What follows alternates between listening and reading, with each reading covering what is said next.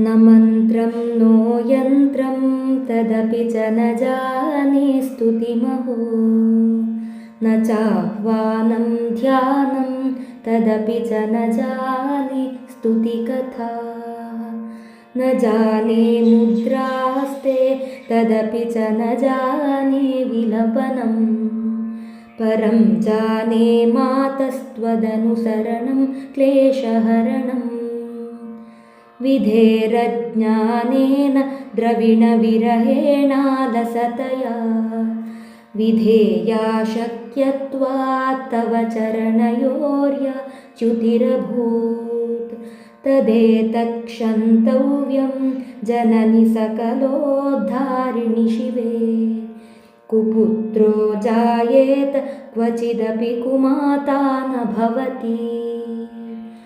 पृथिव्यां पुत्रास्ते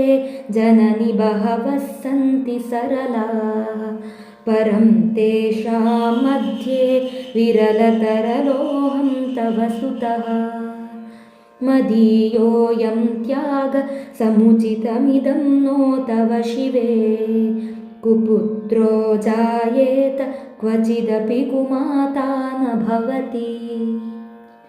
जगन्मातर्मातस्तव चरणसेवा न रचिता न वा दत्तं देवि द्रविणमपि भूयस्तव मया तथापि त्वं स्नेहं मयि निरुपमं यत्र कुरुषे कुपुत्रो जायेत क्वचिदपि कुमाता न भवति परित्यक्त्वा देवान् विविधविधिसेवाकुलतया मया पञ्चाशीते रधिकमपनीते तु वयसि इदानीं चेन्मातस्तव यदि कृपानापि भविता निरालम्बो लम्बोदरजननि कय्यामि शरणम् श्वपाको जल्पाको भवति मधुपाकोपमगिरा निरातङ्को रङ्को विहरति चिरं कोटिकनकैः तवापर्णे कर्णे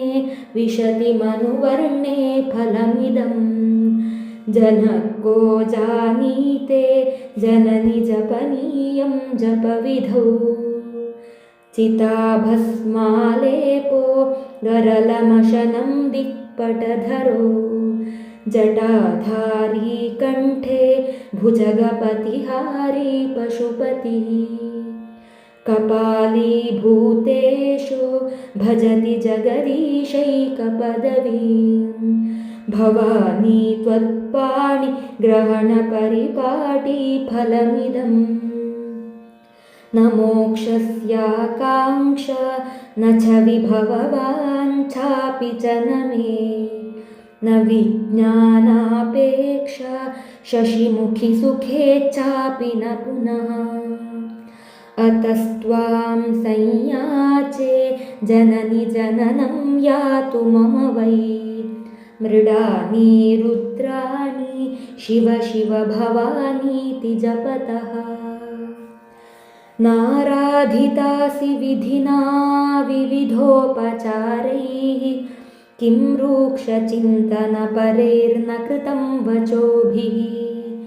श्यामे त्वमेव यदि किञ्चन मय्यनाथे धत्से कृपामुचितमम्ब परं तवैव आपत्सु मग्नस्मरणं त्वदीयं करोमि दुर्गे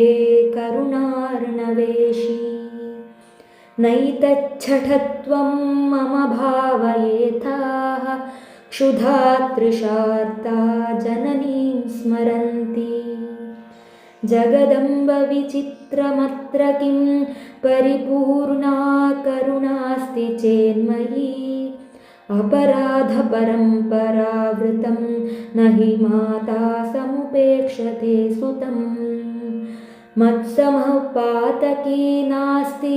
पापग्नी त्वत्समानहि एवं ज्ञात्वा महादेवी यथा योग्यं